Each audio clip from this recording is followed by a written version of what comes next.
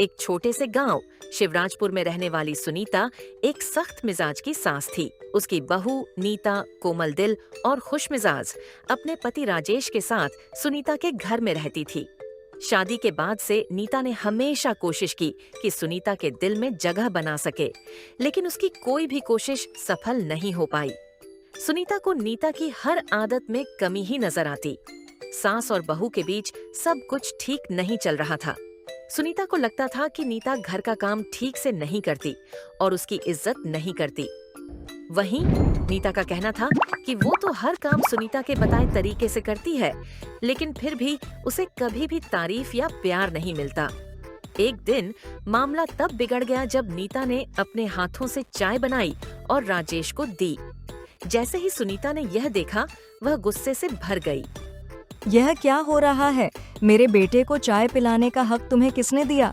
यह काम तो हमेशा से मेरा था। सुनीता ने खड़े लहजे में कहा। नीता ने हैरानी से जवाब दिया। आपने कहा था कि मैं घर के काम संभालूं, तो मैंने चाय बना ली। मैंने तो आपकी मदद करने की नीयत से यह किया। लेकिन सुनीता को लगा कि नीता उसकी जगह लेना चाहती है। वह अंदर ही अंदर यह सोचने लगी कि नीता उसके बेटे को उससे दूर कर रही है। दोनों के बीच लड़ाई अब अपने चरम पर पहुंच गई थी। कुछ दिनों तक घर में खामोशी छाई रही।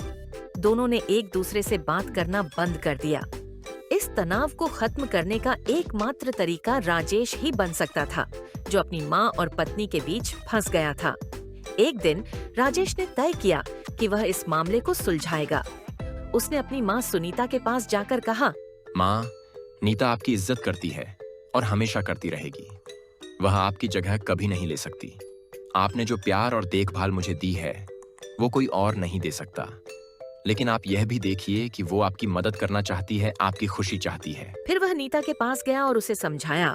नीता, माँ को थोड़ा समय दो। वो बहुत समय से इस घर और मेरी जिंदगी का हिस्सा रही है और उन्हें इस बात को कबूल करने में समय लगेगा कि अब घर में तुम भी हो। तुम दोनों को एक दूसरे को समझने का मौका देना होगा। राजेश की बातें दोनों के दिल को छू गईं। सुनीता को एहसास हुआ कि नीता ने कभी उसे नुकसान पहुंचाने की कोशिश नहीं की थी और नीता को समझ आया कि सुनीता को सिर्फ प्यार और ध्यान चाहिए।